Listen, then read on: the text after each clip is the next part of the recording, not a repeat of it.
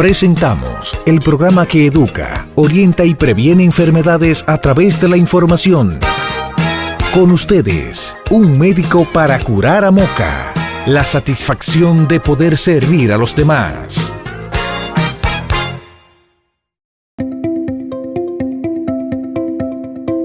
El acúfeno, también conocido como tinnitus, que también se menciona como zumbido, es la percepción de un ruido o de un sonido en un oído, en ambos o en la cabeza. Es muy importante que no es un ruido que proviene de una fuente externa. El síntoma básico del zumbido es un ruido, y este ruido tiene varias características. Uno, que es permanente, no para, está todo el día. Si este ruido para, es un cambio de presión, no es un acúfeno. Si este ruido permanece, cambia de volumen, tiene frecuencias diferentes, es un acúfeno. Ese es el síntoma básicamente. Puede ser muy intenso o puede ser muy suave. Hay una característica que es muy importante. Predomina el ruido cuando estamos en ambiente de silencio. Cuando estamos en un ambiente de ruido normal, el zumbido o el acúfeno se distrae y entonces podemos tener la sensación de que no lo estamos percibiendo. Pero el ruido siempre está.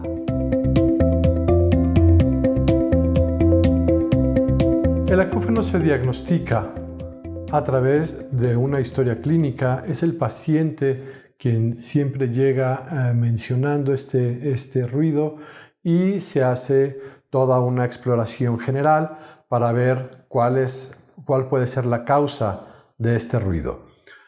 Viene desde la edad, pueden ser problemas de ansiedad, puede ser la obstrucción del canal auditivo externo, puede ser una perforación en la membrana timpánica, puede ser un tumor en el oído, y a través de la exploración se hace toda la identificación de las causas posibles y se establece una forma de diagnóstico que puede ser por la pura exploración o a través de estudios ya más técnicos, que van desde estudios audiológicos hasta la realización de resonancias magnéticas o de estudios cardíacos en el caso de una hipertensión arterial u otro tipo de elementos ya mucho más generales. El tratamiento consiste en eliminar la causa del problema. La causa del problema puede ser tan simple como un tapón de cerumen que se quita a través de un lavado o de una extracción mecánica. Puede ser la perforación del tímpano por infecciones previas del oído, y esto hay que hacer desde un proceso en el consultorio hasta una cirugía. Se puede hacer quitando el moco que existe en el oído a través de medicamentos o a través de la colocación de un tubo ventilatorio, por el control de la presión arterial, evitando el uso de ciertos medicamentos que tienen la posibilidad de dañar el oído, evitando el uso de alcohol, de cafeína, de tabaco, o resolviendo el problema de base, como puede ser el tumor en el oído interno, como puede ser algún otro tipo de lesión. En los casos en los que no se identifica la causa, que también existen, se tienen que hacer ciertas medidas para tratar de mejorar la convivencia con el sonido o con el ruido, si es que no se puede quitar. Entre ellos está evitar exponerse a ruidos intensos, evitar el uso de la nicotina o de la cafeína, tener música ambiental para tratar de disimular el ruido, o hacer actividades físicas que nos ayuden.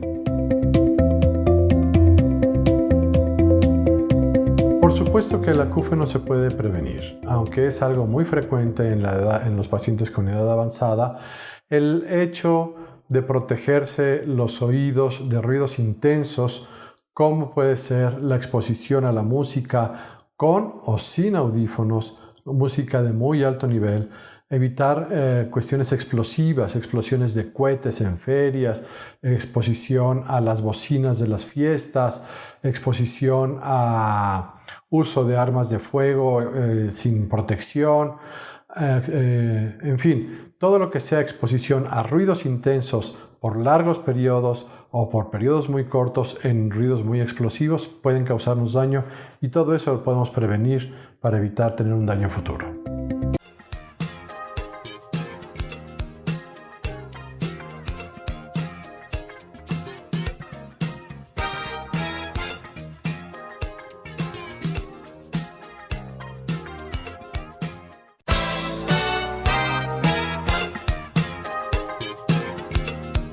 Hoy por hoy en nuestra sociedad vivimos contaminando nuestro medio ambiente. Uno de los mayores problemas es el transporte, ya que produce 60.000 toneladas de dióxido de carbono, al igual que las fábricas, pero ellas generan 600.000 toneladas al año. En el Perú, los 32 millones de habitantes generamos 23.000 toneladas de basura al año, lo que significa que una persona produce 120 kilogramos de basura por día. Tenemos que aprender a cuidar nuestro planeta.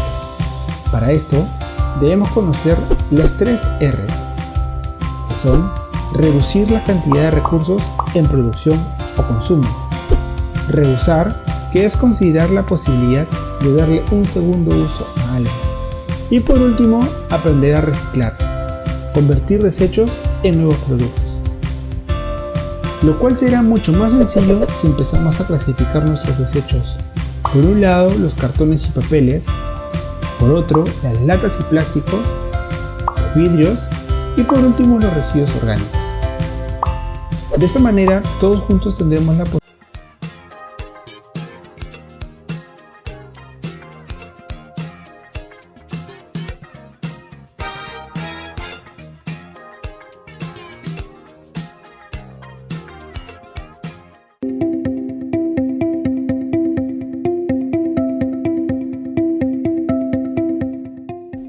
Existe habitualmente una confusión respecto a los hemorroides.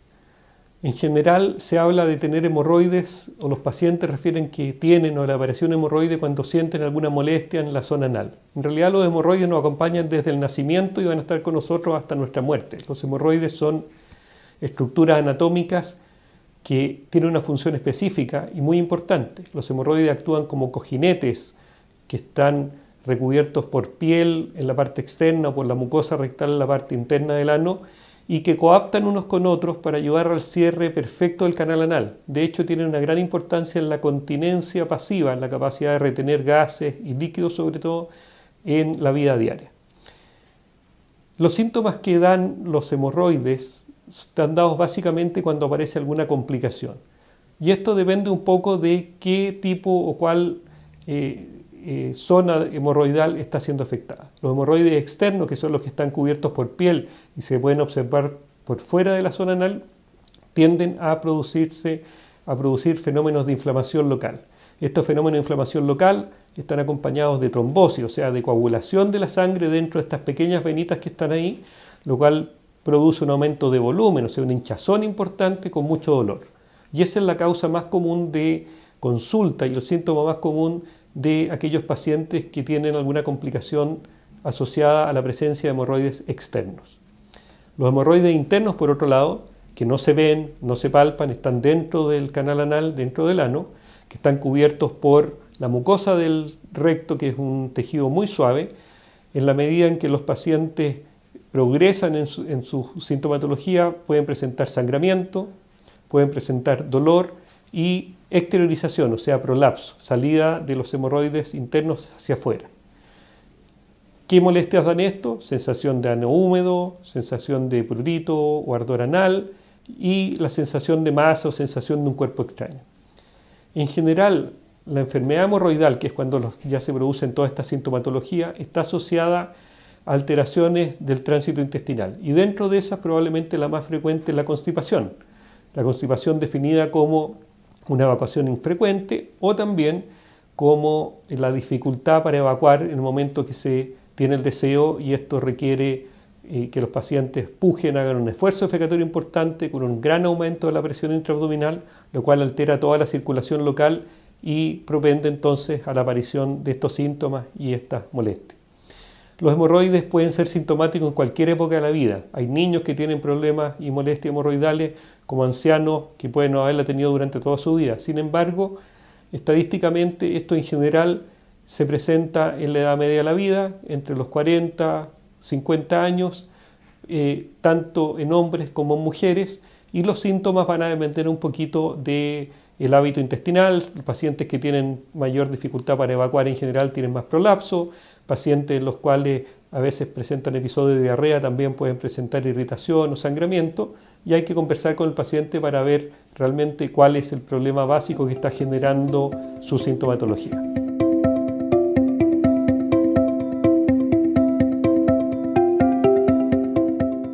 A ver, básicamente los síntomas principales de la enfermedad hemorroidal están dados por dolor local, aumento de volumen en la zona anal y sangramiento.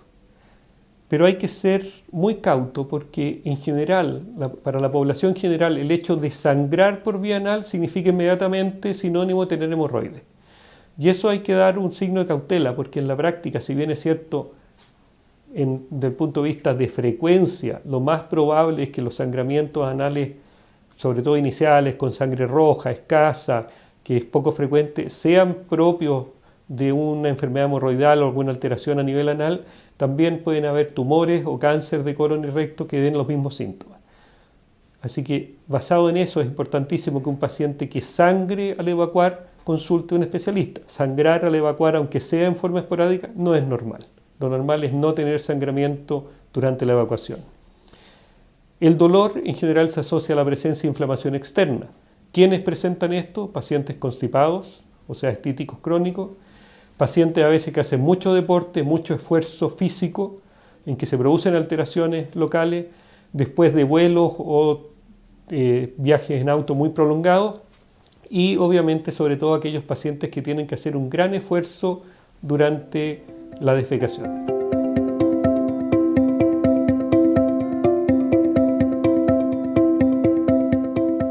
Dentro de los pacientes que consultan porque creen que tienen hemorroides, una de las dudas o temores importantes es que estos hemorroides se puedan transformar en cáncer. En realidad los hemorroides no se transforman en cáncer. Lo que sí sabemos que puede suceder es que pacientes que creen que sus síntomas son secundarios a una enfermedad hemorroidal, en realidad lo que tiene es un tumor de recto o un cáncer de colon que está dando síntomas similares, básicamente cambio del hábito intestinal y sangramiento por vía anal. Por lo tanto, por eso es importante la consulta de un especialista para que descarte la presencia de este tipo de problemas.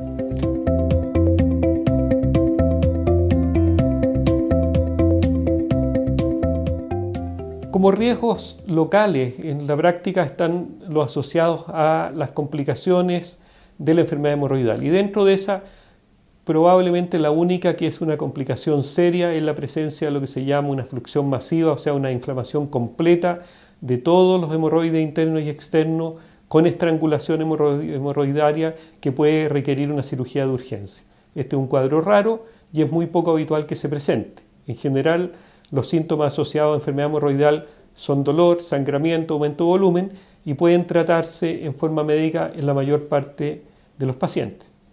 Sin embargo, en aquel grupo de pacientes cuyos síntomas son persistentes, que tienen crisis de inflamación, dolor o sangramiento a repetición o persistente, que tienen prolapso de los hemorroides internos, o sea, que se salen hacia afuera en el momento de la defecación y producen molestias o se mantienen en esas condiciones, pueden requerir un tratamiento definitivo que conlleva en la práctica una cirugía.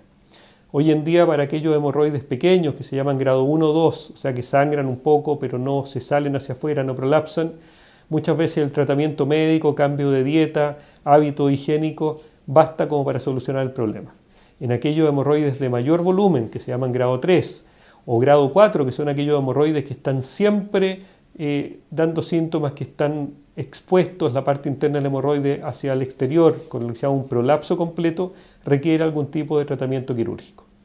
Dentro de estos tratamientos existen tratamientos mínimamente invasivos como son las ligaduras elásticas, que es la ligadura de la base de los hemorroides en forma interna, un procedimiento que puede ser semiambulatorio, pero que hoy día se usa menos porque sus resultados a largo plazo no son tan satisfactorios como al paciente y al médico le gustaría. El tratamiento definitivo de la enfermedad hemorroidal sintomática y desarrollada probablemente pasa por una cirugía. El tema de la cirugía es un tema que causa impacto en los pacientes en el sentido del temor de lo que significa el dolor en el postoperatorio, la incomodidad, un postoperatorio largo. Hoy en día existen una serie de técnicas que han logrado minimizar esto, técnicas que son mínimamente invasivas, ya sea el uso de un stapler, o sea un aparato de sutura mecánica, con lo cual se hace una cirugía por dentro del recto, el uso de ligaduras específicas o el tratamiento con coagulación. Este tipo de tratamientos uno debe evaluarlos caso a caso, ya que hay pacientes los cuales se pueden efectuar uno u otro dependiendo de sus características. Lo importante es que en general estas técnicas van a dar más de un 90% de curación a 10 años. O sea, estos pacientes lo más probable es que no requieran otro tipo de tratamiento si este tratamiento está efectuado por un especialista y que tenga el conocimiento y la capacidad técnica como para realizar una cirugía en forma adecuada.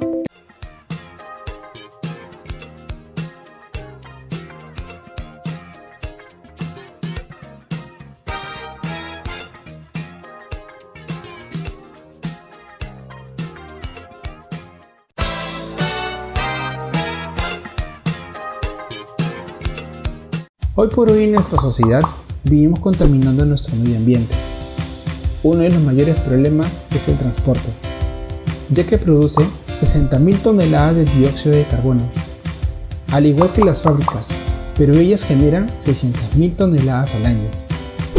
En el Perú, los 32 millones de habitantes generamos 23.000 toneladas de basura al año, lo que significa que una persona produce 120 kilogramos de basura por día. Tenemos que aprender a cuidar nuestro planeta.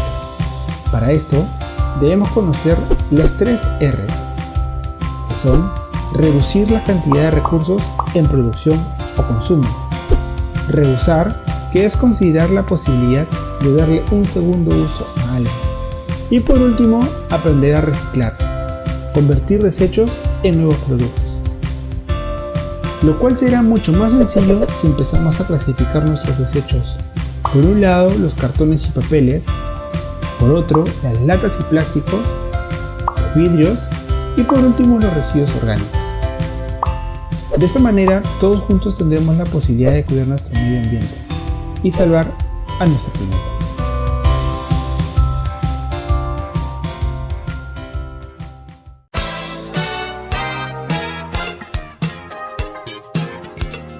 Hemos invitado en esta oportunidad al doctor Roberto García para hablarnos del tema de la conjuntivitis.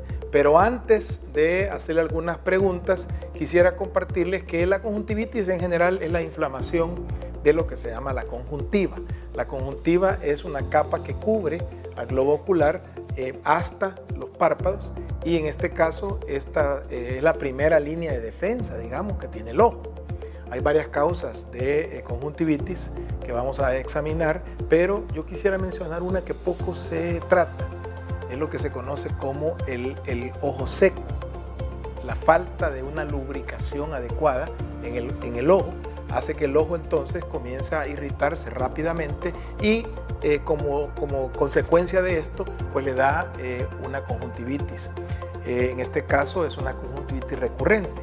Y el tratamiento pues es muy sencillo porque usted con algunas gotas usted puede permitir que el ojo se mantenga hidratado y la primera causa de este ojo seco es la edad. La edad hace que se disminuya esa posibilidad de hacer la lubricación del ojo y esta es una de las cosas que hay que prestarle atención porque con un ojo seco cualquier digamos acción del humo, de un irritante o incluso el solo hecho de frotarse los ojos le puede causar una conjuntivitis al paciente. Pero bueno, tenemos aquí al doctor Roberto García para que nos hable en detalle acerca de este tema. Doctor García, ¿qué es la conjuntivitis? ¿Cuáles son los síntomas que el paciente presenta? En la parte frontal de nuestros ojos, la parte blanca llamada esclera, por delante de ella tenemos un tejido transparente ricamente vascularizado llamado conjuntiva. Cuando existe una inflamación e infección a este nivel, a esto le llamamos conjuntivitis y básicamente se va a caracterizar por la presencia de ojo rojo, sensación de arenilla o de cuerpo extraño, deseo constante de frotar los ojitos, secreción o chelitos como le llamamos en El Salvador, y en algunas ocasiones puede presentar también una visión borrosa. Muchas gracias, doctor García. ¿Por qué no nos comenta un poquito acerca del tratamiento? Claro que sí, el diagnóstico de la conjuntivitis lo vamos a realizar en el consultorio de oftalmología con un equipo llamado lámpara de hendidura o biomicroscopio, donde vemos cada una de las estructuras del globo ocular. Generalmente la conjuntivitis se va a caracterizar por la vasodilatación, es decir, las venas que tenemos en la parte blanquita del ojo se van volviendo más gruesas, se inflama, hay una acumulación de líquido en todo el tejido. Cuando bajamos los párpados los vemos llenos de líquido y muchas veces puede haber también secreción abundante, purulenta, amarilla o verdosa, dependiendo del agente causal de la conjuntivitis. El tratamiento va a depender del tipo de bacteria o de agente de microorganismo que está presentándose en la superficie del ojo. Usualmente utilizamos antibióticos en gotitas, por supuesto deben ser recetados por un médico oftalmólogo y siempre hacemos la recomendación de no automedicarse. Los antibióticos para la conjuntivitis en la mayor parte de los casos deben ser tópicos, es decir, en gotitas, y no antibióticos por vía oral, porque para que el tratamiento por vía oral haga el efecto necesario, debe tomar grandes cantidades de antibiótico y esto puede provocarle daños a nivel gástrico. El tratamiento debe ser lógicamente indicado por un especialista de los ojos. Bueno, ya hemos visto que la conjuntivitis puede ser ocasionada por varios factores. Hay conjuntivitis infecciosa, hay conjuntivitis química, irritantes. Bueno, en nuestro ambiente que es tan contaminado también es frecuente la conjuntivitis. Pero ¿cómo la podemos prevenir, doctor García? La conjuntivitis se puede prevenir desde nuestra casa o del lugar donde nosotros trabajamos. Si vemos una persona que tiene conjuntivitis, lo mejor es no acercarse, ya que es una enfermedad altamente contagiosa y se puede transmitir algo así como un catarro o una gripe. Lavarnos las manos siempre después de cada comida, después de saludar a una persona que también tiene conjuntivitis y evitar tocarnos nuestros ojitos.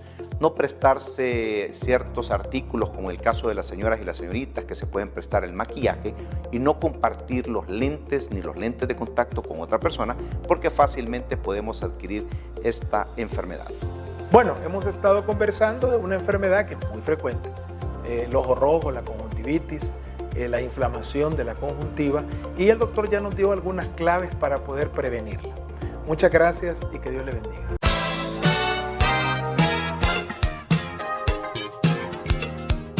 El dolor de espalda es un motivo de consulta muy frecuente en las consultas de atención primaria e incluso en las consultas de urgencias.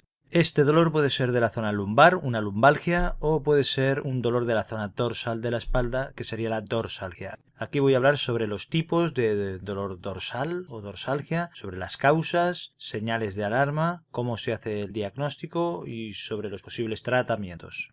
¿Qué entendemos por una dorsalgia o por un dolor dorsal? Pues es un dolor de la parte superior de la espalda, o quizá mejor dicho de la parte media superior de la espalda, porque la parte inferior sería la lumbalgia. La llamamos dorsalgia porque coincide con el segmento dorsal o torácico de la columna vertebral, que va desde la vértebra D1 y D12.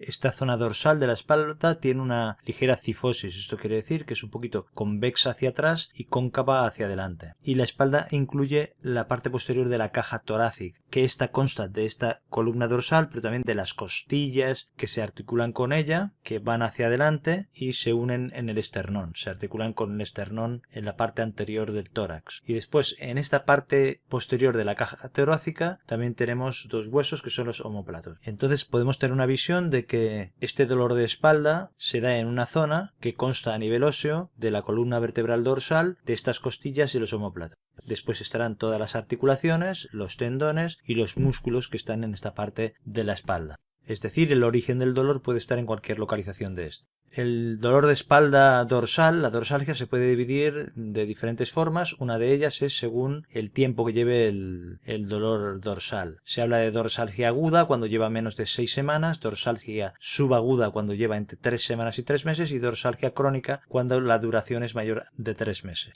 Esto es un aspecto a tener en cuenta para enfocar las causas y el diagnóstico. También podemos dividir los tipos de dorsalgia según el tipo de dolor. Puede ser de características mecánicas, es decir, que aumenta con el movimiento y mejora con el reposo. Puede ser un dolor o una dorsalgia de tipo inflamatorio, que quiere decir que empeora con el reposo y mejora con el movimiento. O podría ser de tipo mixto, es decir, que tiene características de tanto mecánicas como inflamatorias.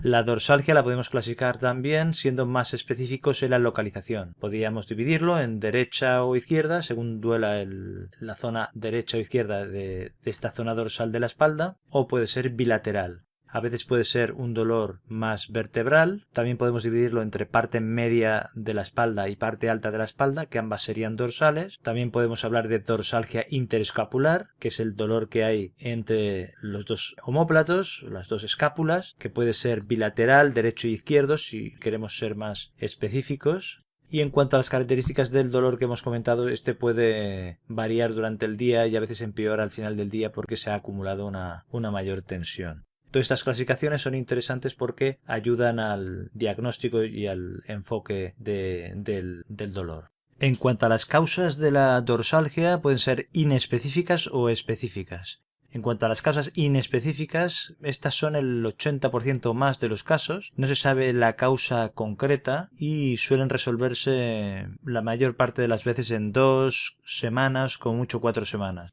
Normalmente menos de 6 semanas. En este caso no se suelen pedir estudios adicionales porque es un problema benigno y las pruebas complementarias no nos darán respuestas útiles. Normalmente los estudios se realizan cuando el dolor empieza a durar más de 4 semanas o sobre todo más de 6 semanas. Aunque en estas causas inespecíficas no se conozca realmente por qué se da el dolor, hay que tener en cuenta, por ejemplo, diversos factores como por ejemplo las malas posturas durante largos periodos de tiempo, como ocurre en pacientes que están o trabajadores que están sentados durante muchas horas al día enfrente de un ordenador o en un trabajo sedentario, o también en trabajos como por ejemplo personal de limpieza, camareras de piso que tienen que adoptar posturas forzadas durante su horario laboral, ¿no? O sea, el aspecto laboral hay que tenerlo en cuenta. Otra posible causa que a veces puede ser que te lo diga el paciente o no es que haya una tos repetitiva, que ha habido algún movimiento brusco, incluso la exposición al frío. Y también hay que tener en cuenta, por ejemplo, el estrés, la ansiedad o la somatización emocional, ¿eh? A veces detrás de muchos dolores de espalda, incluida la dorsalgia, también hay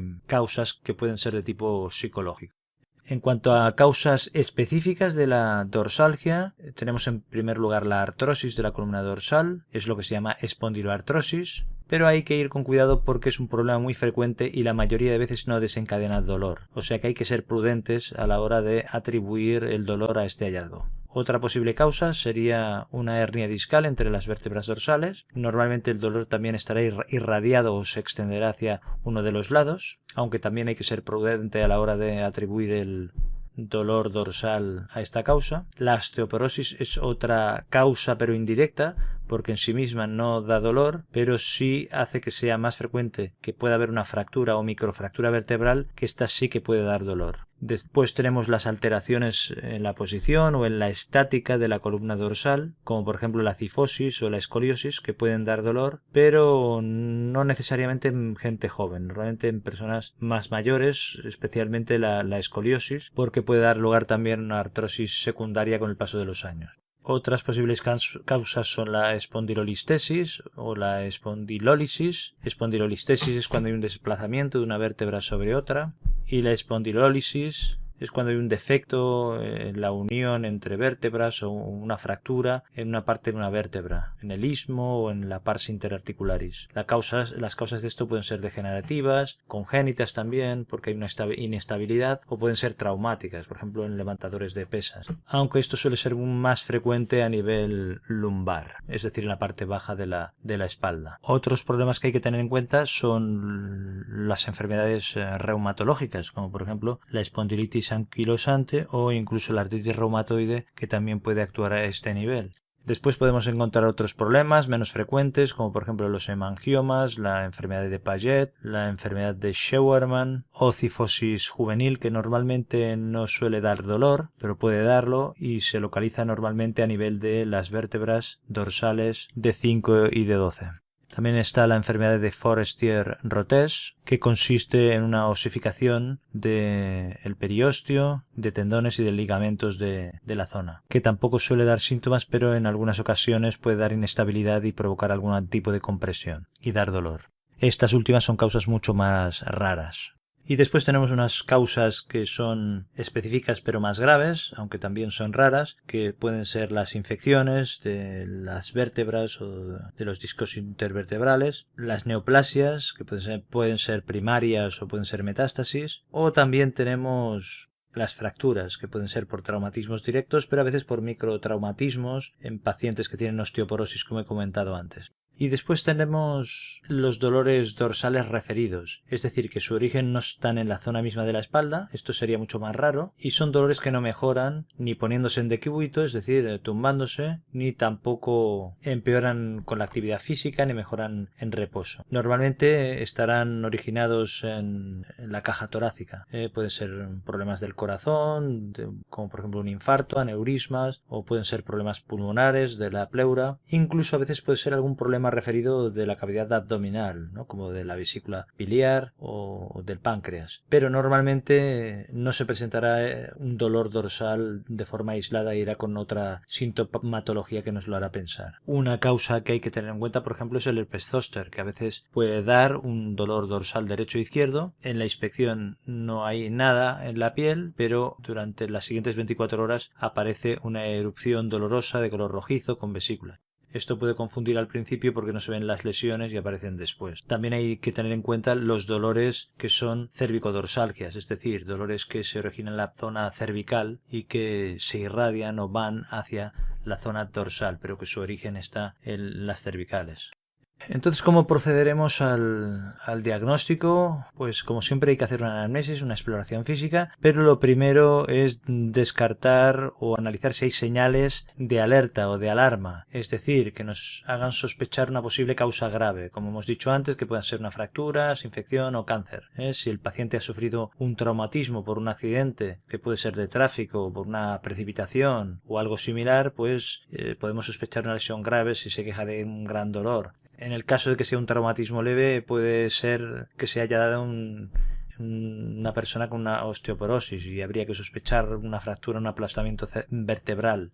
Si hay un síndrome constitucional, es decir, astenia, pérdida de apetito, pérdida de peso, podría sospechar que puede haber una neoplasia, un cáncer de base de esa dorsalgia. Y sobre todo si ya está previamente diagnosticado, que no sea que tenga metástasis en alguna vértebra. En el caso de que haya fiebre, si sea un paciente inmunodeprimido que se queje de un dolor dorsal, también habría que pensar que pudiera tener alguna infección a nivel vertebral en la zona dorsal. Por supuesto, esto habrá que tenerlo más en cuenta conforme avanza la edad, sobre todo en mayores de 55 años. Y también una población especialmente vulnerable serían los usuarios de drogas por vía parenteral. En la anamnesis, es decir, cuando le preguntamos por los síntomas al paciente, pues esto nos tiene que servir para ver si es una dorsalgia aguda, subaguda o crónica, según las duraciones que hemos dicho anteriormente, también la localización del dolor y después ya pasar a, y las características o el contexto en el que se haya presentado este dolor, y después ya en la exploración física pues pasaremos a la inspección para ver la espalda, si hay alguna alteración postural o de la estática vertebral, o si hay lesiones cutáneas o si hay contracturas musculares, para ir valorando de frente y de perfil cómo está la espalda, después ir palpando la zona vertebral, movilizar la zona raquídea para ver si hay puntos dolorosos o puntos específicos que nos puedan hacer sospechar que hay un traumatismo, una infección o una fractura, un tumor, hacer rotaciones de la columna dorsal en los 3 ejes. Y después también una exploración general para descartar los dolores dorsales referidos que antes he comentado. Si la duración es mayor a 4 o sobre todo 6 semanas, entonces ya hay que pensar en pedir pruebas complementarias, como por ejemplo una radiografía de la columna dorsal, valorar una resonancia o un TAC según la disponibilidad. Según lo que sospeches, puede estar indicado hacer una gammagrafía ósea y las pruebas de laboratorio correspondientes, con pruebas reumáticas si se considera oportuno, como por ejemplo el HLA-B27 para ayudar a descartar la espondilitis anquilosante, o pedir la VSG, la PCR, la analítica de orina, un hemograma y lo que se considere oportuno. ¿Y qué se recomienda en cuanto a tratamiento? Por supuesto, siempre lo que hay que hacer es consultar al médico, y lo que se indica es un reposo relativo, que normalmente no será mayor de 2 días y consiste en evitar las posturas que causen más dolor, porque se considera que un reposo absoluto es perjudicial para este tipo de dolor. Como he dicho, la mayor parte de las dorsalgias, el 80%, incluso más, son inespecíficas, y estas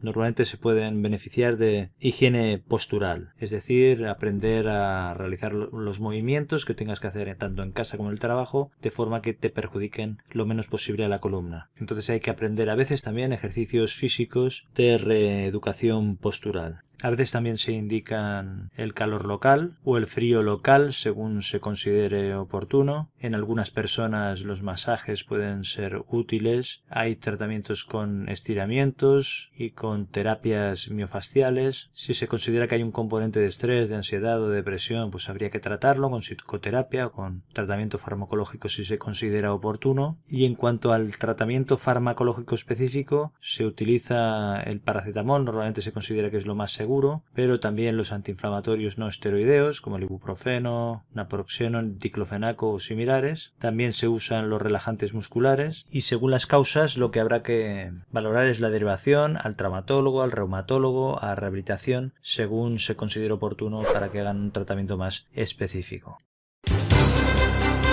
En Un Médico para Curar a Moca, la entrevista. Señores, buenas noches a todos ustedes que siempre están con nosotros en su programa, Un Médico para Curar a Moca, el programa de la familia mocana. Así nosotros empezamos esta entrevista con unos amigos de antaño y que nos place mucho estar en su hogar. Buenas noches, doctora, usted siempre bella, siempre reluciente, siempre con esa forma tan amable y tan sincera de decir las cosas. Gracias, Ángel, buenas noches. Nos encontramos en un hogar maravilloso, en una familia en valores que nosotros queremos que ustedes conozcan. Aquí tenemos a Utate, a Víctor Utate, y tenemos a Franco Nelis, que nosotros le vamos a dar las buenas noches, y queremos preguntarte, Utate, ¿qué fue lo que más te gustó de Franco Nelis? Aparte de eso, un saludo. Gracias, buenas noches. Primeramente, darle las gracias a ustedes por habernos elegido a nosotros, y darle también la buena noche de que estén en nuestro hogar humildemente y que sigan así con su proyecto de un médico para curar a Moca. Es un proyecto muy bueno. He tenido la oportunidad de poder ver su programa y veo que los valores que ustedes así buscan son muy buenos, porque ustedes mismos son los propios valores de este programa. Gracias por estar en nuestra casa y siempre van a ser bien recibidos aquí. ¿Qué me gustó de Franco Nelis? Bueno, primera vez que la vi, ¿no? Me impresionó cuando la observé allá, donde era en la casa de un cuñado de ella, que ella estaba viviendo, no era en su casa, y ahí comenzó todo. Ahí iniciamos, ella trabajaba, era ocasionalmente de noche que así la podía ver cuando ella llegaba, y como nosotros, esa era la casa de nosotros, ahí del grupo de nosotros, durábamos hasta las 12 de la noche, hasta las 1 de la noche.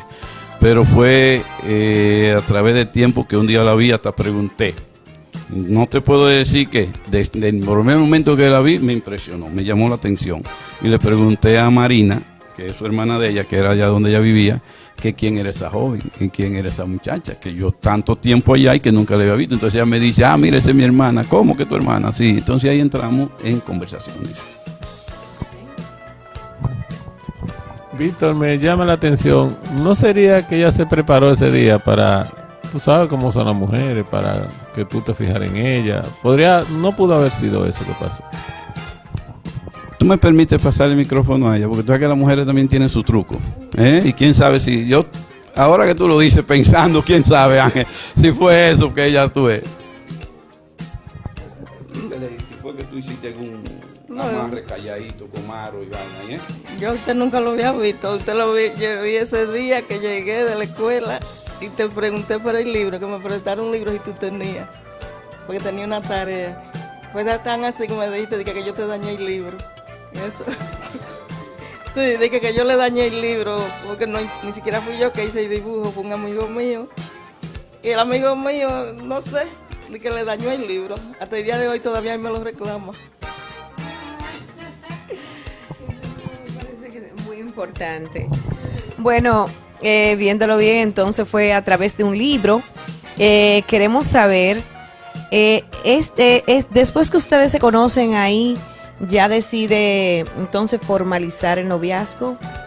¿Qué pasó después de ahí? Tú sabes que en aquel entonces, no sé ahora, pero en aquel entonces formalizar de una vez un noviazgo como que era muy difícil.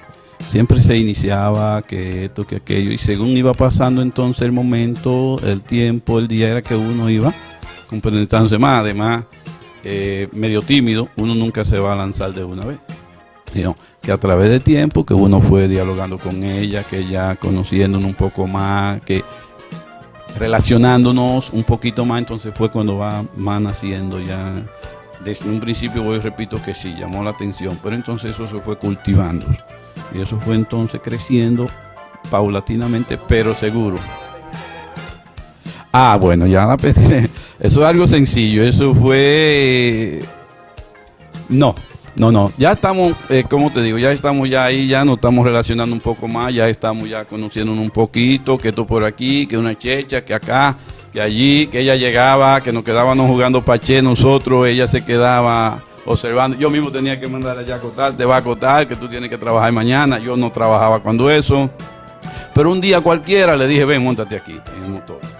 La monté y cogí entonces pan de su papá, que vivía en el barrio La Española. Su papá de ella murió, se llamaba Geraldo Pérez, y llegamos allá donde Geraldo.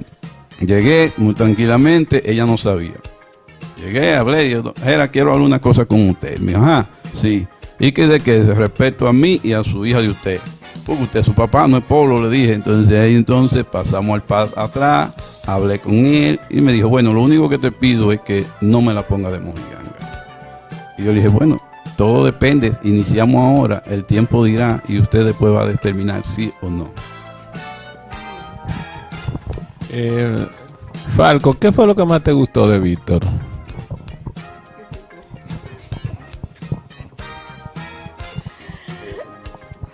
Bueno, lo que me gustó fue la sencillez de él, la forma en la que me trataba y así.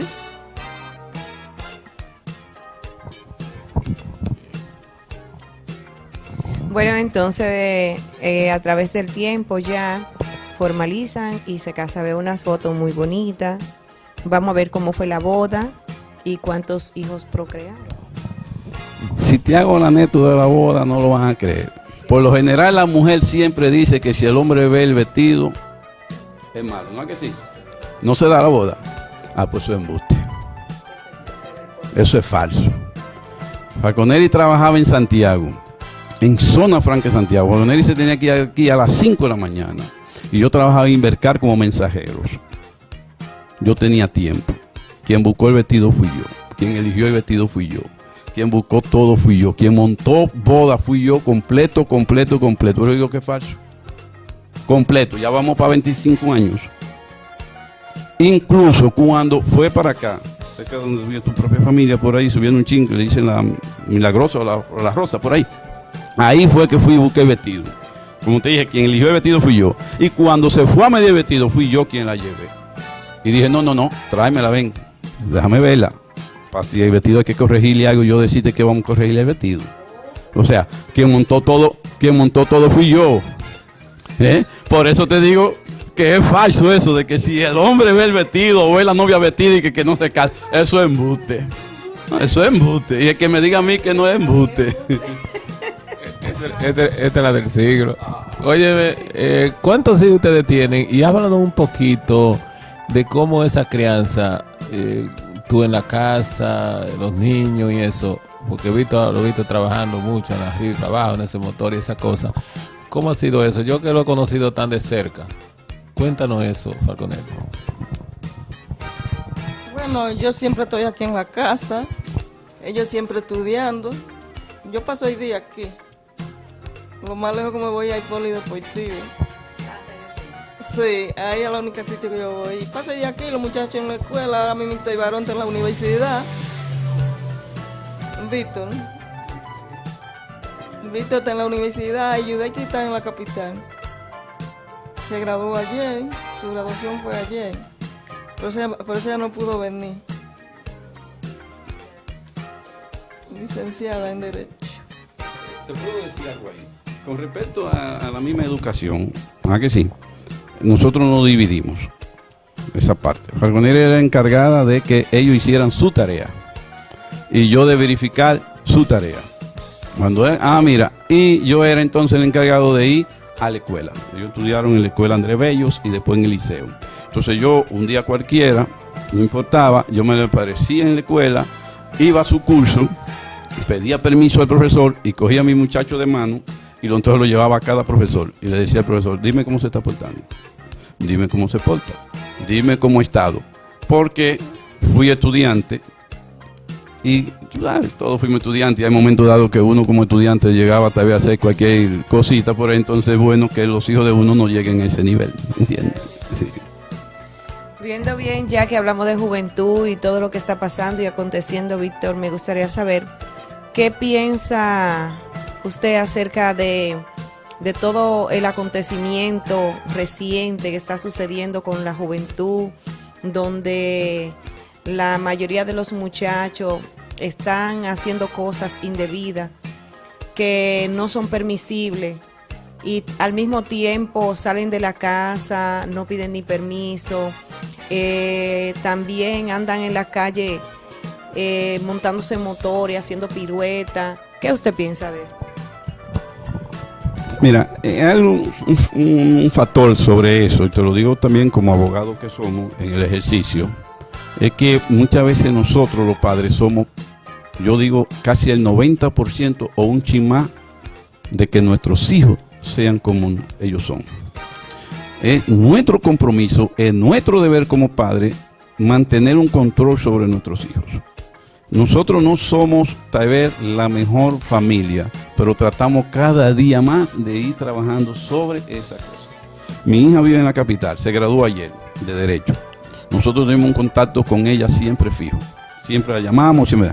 Nuestro varón, Víctor Ustate, que también se llama que yo, aún teniendo amores, tiene que llegarme aquí a más tardar a las 10:30 de la noche. Nosotros no permitimos que nos pase de ahí. Porque yo he dicho, después de las 10 a las 11, ya, ¿qué usted hace en la calle? ¿Qué usted busca en la calle? Entonces, digo, nosotros como padres somos los responsables, aunque no queremos admitir, que nuestros hijos sean como sean. Porque, si le digo algo, doctora, cuando un muchacho de eso, un joven de eso hace algo, el padre sale y que es muy responsable a enfrentar y a día a día defender a su hijo si le pasa algo. Pero si es el hijo que hace algo, él no sale con esa responsabilidad. Ahí a dar la cara, a decir, no, ese es mi hijo, yo soy responsable, ¿qué hizo? ¿Qué no hizo? Pero al contrario, si le pasa algo, sí sale muy responsablemente. Entonces, somos nosotros los padres los irresponsables en un momento dado de que nuestros hijos actúen como ellos actúan en la calle. Porque nadie me venga a mí a decir que nosotros no podemos tener un control de nuestros hijos o que porque ya el hijo tiene tantos años de edad ya nosotros no podemos tener control. Al contrario, es ahí cuando más control tenemos que tener. Dentro de lo que son las denominaciones, muchas veces uno tiene una predilecta y tiene, por ejemplo, alguien a quien imitar o alguien a quien seguir. Vamos a ver cuál es tu paradigma. Mira, concerniente a lo que es la religión, soy católicos. Todo el tiempo he sido católico, fui criado en la católica. Nosotros mismos hicimos el proceso de encuentro matrimonial. Termino ahora mismo, un tiempecito atrás, de hacer lo que es hermandad de Maús. Trabajamos lo que fue catequesis, trabajamos en pastoral juvenil. Mi principal ídolo para mí, ¿no? Siempre lo he dicho y donde quiera que lo estoy, siempre he dicho, ha sido mi familia completa, ¿no? Mi padre, mi madre y todo, pero mi abuelo materno. se llamaba Ezequiel Antonio Hidalgo, y nosotros le llamábamos Toño Hidalgo. Para mí, incluso, he estado hablando con mi padre y le he dicho, mire, usted es mi padre, pero como una persona como Toño Hidalgo, para mí no ha existido en este mundo. Honesto, siempre, siendo uno niño, siempre viví ese consejo sobre uno. Por ejemplo, te puedo decir una que siempre me decía él a su estilo de no. Él decía, si usted lo que sabe de hierbar y vive de eso, de hierve bien. Porque si lo hace mal, usted entonces no vive de eso. Siempre. Entonces, hoy en día uno reaccionando de esas muchísimas cosas que decía, bueno, es cierto, si soy abogado, entonces vamos a hacer mi trabajo bien porque de eso vivo. Si no voy a vivir de esto, entonces vamos a trabajar charlatanamente. Entonces, ese ha sido siempre mi ídolo para mí, mi ídolo todo el tiempo. Y mi tío Blanco, que siempre estuvo ahí para dar su cocotazo a uno, para que uno estuviera enderezado en la vida, porque hay momentos que uno en su juventud tal vez algo y se lo daban a él y venía, tío, corregía uno. Pero mi ídolo todo el tiempo es pidiéndole disculpas a Dios, que es el que está por encima de todo, mi abuelo, por parte materna. Muy bien, yo pienso que lo menos que podríamos hacer es reconocerle como pareja ejemplar, ya que sus conceptos están a la altura de lo que nosotros pensamos que debe de primar en estos momentos. ¿Tú querías añadir algo, Víctor? Sí, algo jocoso, ya que ustedes están aquí, darle las gracias. Por ejemplo, mira, nosotros vamos a cumplir 25 años ahora de casados. Yo digo que son 30. O sea, porque cuando nosotros ya entramos en lo que fue ya en el noviazgo, yo le dije a ella en una oportunidad, si me dejan fijo, ya teníamos un tiempo siendo ya novios, si me dejan fijo nos casamos en el trabajo, porque había que tener un trabajo para uno poder echarse adelante. Me dejan fijo, y le dije a ella, la boda la montamos en menos de 3 meses. Dije, ya me dejaron fijo, no hay problema, vamos para boda. Entonces ahí fue cuando ya decidimos dar el paso de boda. Pero yo relajando con ella muchas veces, yo no son 25, son 30 que tenemos, porque nosotros, atentos, duramos casi 6 años de amores, entonces ya son 30.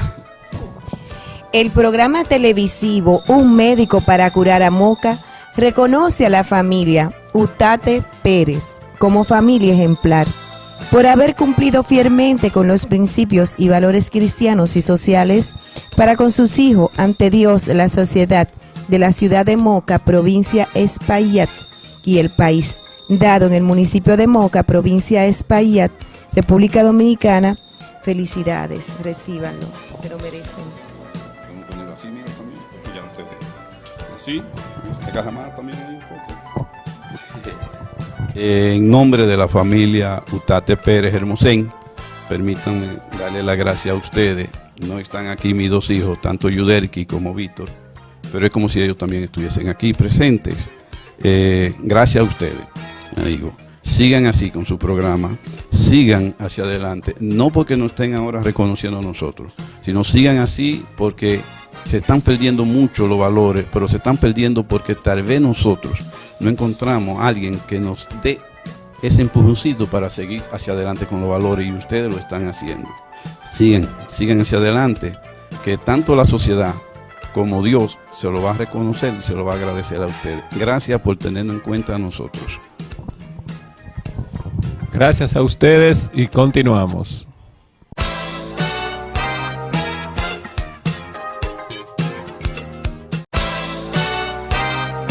Hemos presentado el programa que educa, orienta y previene enfermedades a través de la información. Con ustedes, un médico para curar a Moca. La satisfacción de poder servir a los demás.